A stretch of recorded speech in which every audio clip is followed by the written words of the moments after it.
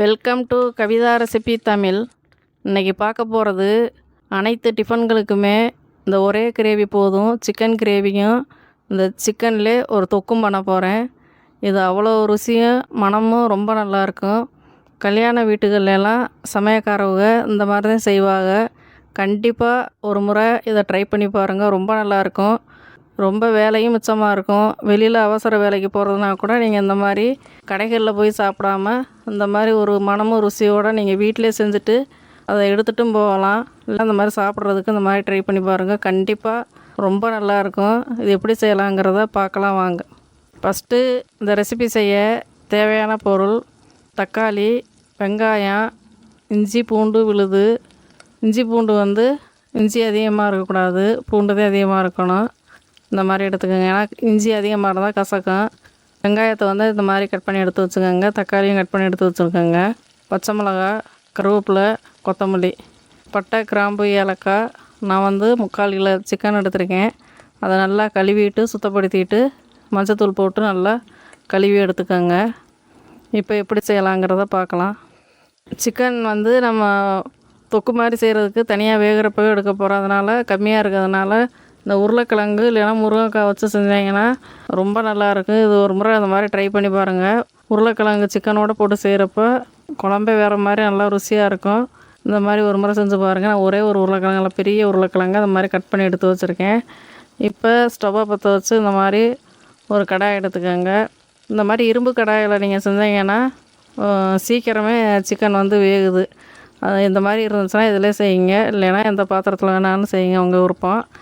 நான் செஞ்சு பார்த்துட்டு உங்களுக்கு சொல்கிறேன். இப்போ நான் இஞ்சி பூண்டு மிக்ஸி ஜாரில் பேஸ்ட்டாக அரைச்சி வச்சுருக்கேன். இது 2 ஸ்பூனுக்குத்தே இருக்கும். இந்த மாதிரி பேஸ்ட்டாக அரைச்சி வச்சுக்கோங்க. இல்லைன்னா அம்மியிலோடு அரைச்சி வச்சுக்கோங்க. இந்த மாதிரி இப்போ ஸ்டவ்வை பற்ற வச்சு கடாயில் இப்போ எண்ணெய் ஊற்றியாச்சு. எண்ணெய் நல்லா சூடாகணும். சூடானதுக்கு பின்னாடி ஒன்றா சேர்த்துக்கலாம். 2-3 பட்டை சின்னதாக எடுத்துருக்கேன். கொஞ்சம் ஏலக்காய், 2 ஏலக்காய், பிரிஞ்சலை, ஒரு சின்ன துண்டு சாதிப்பத்திரி, கசகசா, சோம்பு, கல்பாசிரி தான் சேர்த்துக்கோங்க. அன்னாசி பூ இதெல்லாம் இருந்தால் எது இருக்கோ வீட்டில் இதை சேர்த்துக்கோங்க. கடைசியாக அந்த கிராம்பை சேர்க்க போகிறேன். ஏன்னா முன்னாடியே போட்டால் வெளியில் வெடிச்சிடும். இந்த கிராம்பை வெடித்து வெளியில் விழுந்துடும். அதனால் நீங்கள் இந்த மாதிரி கடைசியாக போட்டுக்கோங்க. வெங்காயத்தை கொட்டி நல்லா வதக்கிக்கோங்க. வெங்காயம் நல்லா வதங்கணும். வதங்கினதுக்கு பின்னாடி இஞ்சி பூண்டு பேஸ்ட்டு சேர்த்துக்கலாம். இப்போ வெங்காயம் நல்லா வதக்கி விடுங்க. ஒரு 2 நிமிஷம் 3 நிமிஷம் ஆகும். நல்லா கலர் மாதிரி வரணும். அப்போதைக்கு நம்ம ஒன்றா சேர்த்துக்கலாம். வெங்காயம் வதக்கிக்கோங்க. ஸ்டவ்வை கூட்டி குறைச்சி வச்சு இந்த மாதிரி வதக்கி விடுங்க. வெங்காயம் இந்தளவுக்கு வதங்கணும். வதங்கினதுக்கு பின்னாடி ஒரு பச்சை மிளகாய் நல்லா இந்த மாதிரி உடச்சி சேர்த்துருக்கேன்.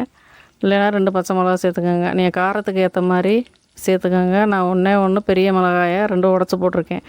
கருவேப்பிலை கொஞ்சம் சேர்த்து நல்லா வதக்கி விடுங்க. வதங்கினதுக்கு பின்னாடி இஞ்சி பூண்டு பேஸ்ட்டு ஒரு 2 ஸ்பூனுக்கு அரைச்சி வச்சுருக்கேன்.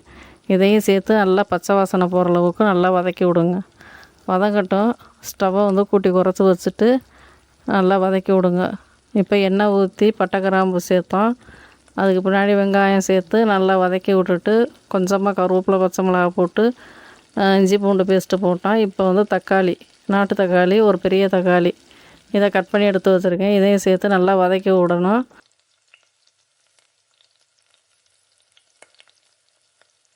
கொஞ்சமாக ஒரு ஸ்பூனுக்கு உப்பு சேர்த்து, கல் உப்பு தான் சேர்த்துருக்கேன். நல்லா இந்த மாதிரி தக்காளி குழையணும். அது வரையும் நீங்கள் இந்த மாதிரி வதக்கி விடுங்க.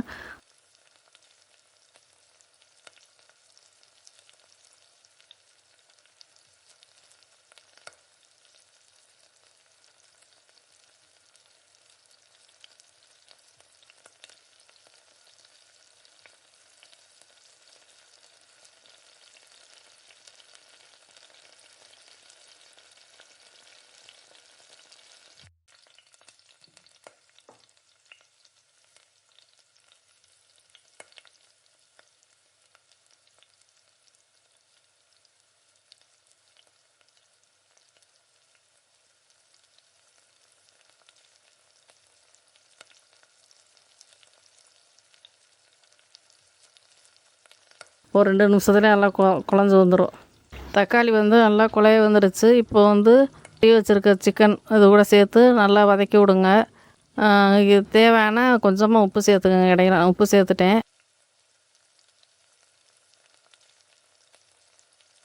சேர்த்து மஞ்சத்தூள் லைட்டாக சேர்த்துக்கங்க.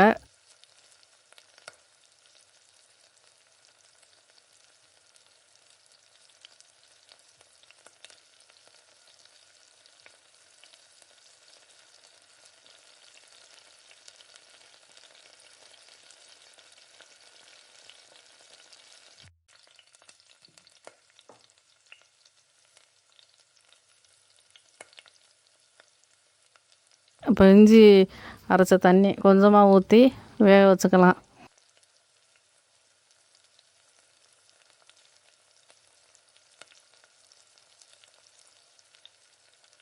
மூடி போட்டு வச்சு ஒரு 6-7 நிமிஷத்துலேயே சிக்கன் வெந்துடும்.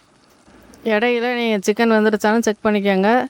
இப்போ வெந்துருச்சு. நம்ம உருளைக்கிழங்கையும் சேர்த்து நல்லா வேக வச்சுக்கலாம். அதுக்கு முன்னாடி நான் ஒரு பாத்திரத்தில் கொஞ்சமாக தொக்கு மாதிரி செய்ய போகிறேன். அதுக்கு இந்த கறியவே சிக்கனே எடுத்து ஒரு பாத்திரத்தில் எடுத்து வச்சுட்டு இது கூட உருளைக்கிழங்கு சேர்த்து தான் குழம்பு வைக்க போகிறேன், கிரேவி மாதிரி. இப்போ நம்ம நல்ல பீஸாக இந்த மாதிரி கறியை எடுத்து வச்சுருவா வறுக்கிறதுக்கு. கல்யாண வீட்டுகளெல்லாம் இந்த மாதிரி தான் நடக்கும். எடுத்து ஒரு பாத்திரத்தில் இந்த மாதிரி எடுத்து வச்சுக்குவாங்க. நம்ம கொஞ்சமாக செய்கிறோம், அளவுகளை அதிகமாக செய்வாங்க. இதுக்கு தனியாக வறுக்கிறதுக்கு அவங்களுக்கு வேலை மிச்சமாக இருக்குல்ல, அதனால் இந்த மாதிரி தான் செய்வாங்க. நாங்களே பார்த்துருக்கோம் அந்த மாதிரி கல்யாண வீட்டுகளெல்லாம் இந்த மாதிரி எடுத்து வச்சுட்டு செய்வாங்க. இப்போ வேகிறப்ப இந்த மாதிரி எடுத்து வச்சுட்டு இப்போ இது கூட இப்போ கம்மியாயிரும் குழம்பு. அதில் உருளைக்கிழங்கெல்லாம் சேர்த்து செய்வாங்க ஒரு தனியாக. இந்த மாதிரி செய்வாங்க குழம்பு, எலும்பு குழம்பு. இந்த மாதிரி மட்டன்னா எலும்பு குழம்பு மாதிரி செய்கிறப்ப இந்த உருளைக்கிழங்கெல்லாம் சேர்த்துக்குவாங்க, முருங்கைக்காய் அந்த மாதிரி. நீங்கள் அந்த உருளைக்கிழங்கை சேர்த்து நல்லா கலந்து விட்டு மூடி போட்டு வச்சுருங்க. ஒரு 2-3 நிமிஷத்துலேயே உருளைக்கிழங்கு நல்லா வெந்துடும். வெந்ததுக்கு முன்னாடி நம்ம மசாலா ரெடி பண்ணி வச்சுருப்பாங்க. கடையிலையும் வாங்கி சேர்த்துக்குவாங்க. ரெண்டுமே மிக்ஸ் பண்ணி தான் செய்வாங்க. ரொம்ப நல்லாயிருக்கும். இந்த மாதிரி ஒரு முறை செஞ்சு பாருங்கள்.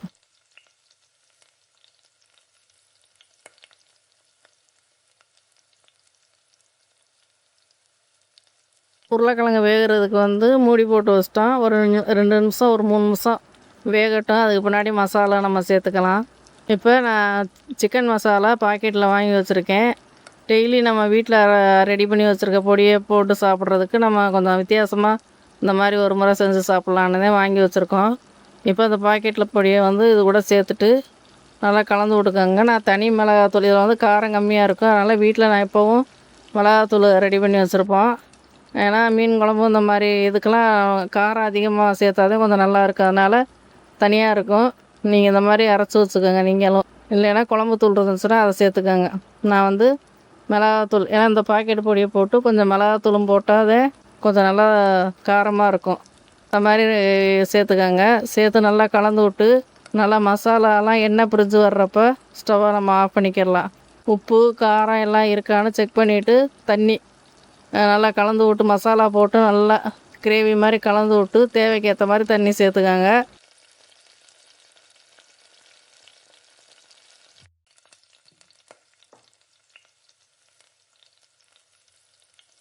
தண்ணி சேர்த்து மூடி போட்டு ஒரு 2-3 நிமிஷத்தில் மசாலாவுடைய பச்சை வாசனை போய் எண்ணெயெல்லாம் பிரிஞ்சு நல்லா அந்த அளவுக்கு வரும். நான் தண்ணி இந்த அளவுக்கு ஊற்றிருக்கேன். கொஞ்சமாக தான் செய்கிறேன். இது நீங்கள் இட்லி, தோசை, சப்பாத்தி, பூரி, ஆப்பம், இடியாப்பம் எல்லாத்துக்குமே இந்த ஒரே கிரேவி போதும். அந்தளவுக்கு ரொம்ப ருசியாக இருக்கும். நான் கொஞ்சமாக தான் வச்சுருக்கேன். ரொம்ப நல்லாயிருக்கும். நீங்கள் ஒரு தடவை ட்ரை பண்ணி பாருங்கள். இந்த வீடியோ பிடிச்சிருந்துச்சுன்னா லைக் பண்ணி ஷேர் பண்ணுங்கள். மறக்காமல் சப்ஸ்கிரைப் பண்ணிடுங்க. கூடவே ஹைப் பண்ணிடுங்க. இப்போ நம்ம சிக்கன் கிரேவி செய்ய போகிறோம். நம்ம எடுத்து வச்சுருக்க சிக்கனில் தான் செய்ய போகிறோம். அதில் ஒரு பெரிய வெங்காயம் கட் பண்ணி எடுத்து வச்சுருக்கேன், கருவேப்பிலை, இது ரெண்டையும் தான் நம்ம வச்சு இப்போ செய்ய போகிறோம். இப்போ ஒரு கடாயில் நல்லா எண்ணெய் விட்டு நல்லா சூடு பண்ணினதுக்கு பின்னாடி வெங்காயத்தை கொட்டி நல்லா எண்ணெய் ஊற்றி வெங்காயத்தை கொட்டி நல்லா வதக்கி விடுங்க.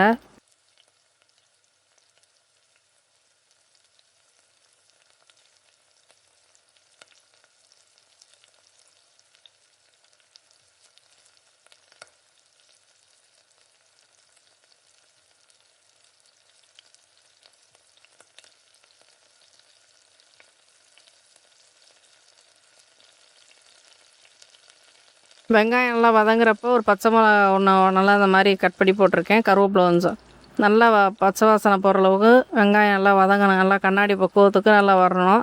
அது வரையும் நல்லா நல்லா கலந்து விடுங்க, நல்லா வதக்கி விடுங்க. பட்டை கிராம்பெல்லாம் நம்ம ஏற்கனவே போட்டுதே வேக வச்சு எடுத்து வச்சுருக்கோம், அதனால் எதுவுமே சேர்க்கலை. வெங்காயம் மட்டும் நல்லா வதங்கினா போதும். எண்ணெய் ஊற்றி கருவேப்பிலை, பச்சை மிளகா, இதுக்கு பேரெலாம் நீங்கள் வரமிளகா கூட சேர்த்துக்கலாம்.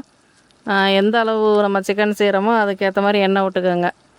இப்போ நான் வந்து இந்த மாதிரி சிக்கனை இது கூட கொட்டிட்டு வறுக்கணும். அதுக்காண்டி மசாலா நான் வீட்டில் அரைச்சி வச்சுருக்க பொடி, சிக்கன் பொடி, கறி மசாலா கொஞ்சம் எடுத்து நல்லா கலந்து விட்டு எண்ணெயிலே எல்லாம் கலந்து விட்டுட்டு இந்த கறியும் கொட்டி நல்லா கலந்து விட்டுக்கோங்க.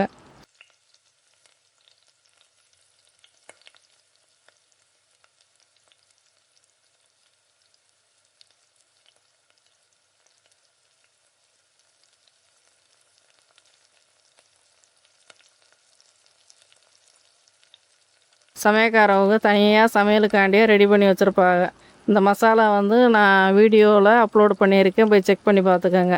நல்லா வதக்கி விட்டுட்டு எண்ணெயிலே இந்த சிக்கனையும் கொட்டி நல்லா கலந்து விட்டுக்கோங்க. கலந்து விட்டு உப்பு ஏற்கனவே இருந்துச்சுன்னா கொஞ்சம் கம்மி பண்ணி சேர்த்துக்கோங்க, கூட்டி குறைச்சி சேர்த்துக்கோங்க. மிளகாத்தூள் வந்து கொஞ்சமாக காரத்துக்கு ஏற்ற மாதிரி சேர்த்து நல்லா கலந்து விட்டு கொஞ்சமாக தண்ணி ஊற்றி கொஞ்சம் நல்லா வேகட்டும். மசாலாலாம் பச்சை வாசனை போகணும்ல, அதனால் நல்லா கலந்து விட்டு நல்லா வேக விடுங்க. ஒரு 2 நிமிஷம் அப்படி நல்லா வேகட்டும்.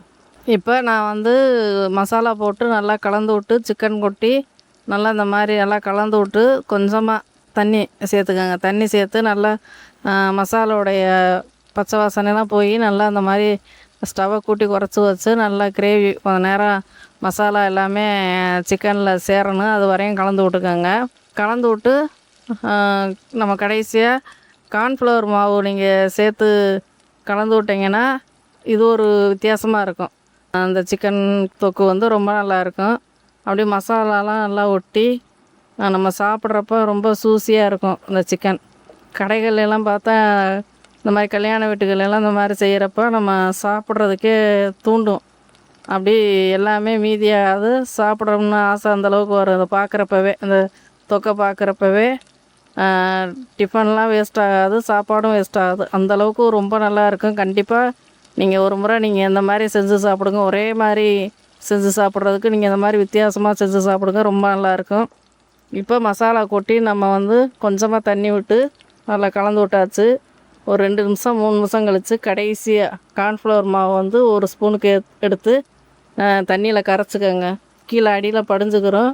கொஞ்சம் கொஞ்சமாக ஊற்றி இந்த மாதிரி கடைசியாக தண்ணி ஆயிடுச்சு பார்த்தீங்களா, ஊற்றுறப்ப பெப்பர் தூள் போட்டிருக்கேன். அதுக்கு பின்னாடி தான் கார்ன்ஃப்ளவர் மாவு சேர்த்துருக்கேன். கொஞ்சமாக பெப்பர் தூள் நம்ம வந்து சிக்கன் செய்கிறப்ப ஒரு மஞ்சள் தூள், பெப்பர் தூள் கண்டிப்பாக சேர்க்கணும். சேர்த்ததுக்கு பின்னாடி கார்ன்ஃப்ளவர் மாவு கடைசியாக போட்டு இந்த மாதிரி கலந்து விட்டு இறக்குறப்ப ரொம்ப நல்லாயிருக்கும். சாப்பிட்றதுக்கு பிள்ளைங்க விருப்பப்பட்டு கேட்டு வாங்கி சாப்பிடுங்க, அந்தளவுக்கு ரொம்ப நல்லாயிருக்கும். இந்த மாதிரி ஒரு முறை நீங்கள் செஞ்சு சாப்பிடுங்க, ரொம்ப நல்லாயிருக்கும். இப்போ சிக்கன் கிரேவியும் சிக்கன் தொக்கும் ரொம்ப நல்லாயிருக்கு. நீங்கள் அனைத்து டிஃபன்களுக்கும் இந்த மாதிரி நீங்கள் செஞ்சு சாப்பிட்லாம். சாப்பாட்டுக்கும் ரொம்ப நல்லாயிருக்கு, ரச சாதத்துக்கும் ரொம்ப நல்லாயிருக்கு, தயிர் சாதம், சாம்பார் சாதம் எல்லாத்துக்குமே இந்த ஒரு சிக்கன் இந்த மாதிரி இருந்தாலே போதும். நீங்கள் இந்த மாதிரி செஞ்சு சாப்பிடுங்க. இந்த வீடியோ பிடிச்சிருந்தா லைக் பண்ணி ஷேர் பண்ணுங்கள். மறக்காமல் சப்ஸ்கிரைப் பண்ணிடுங்க, கூடவே ஹைப் பண்ணிடுங்க.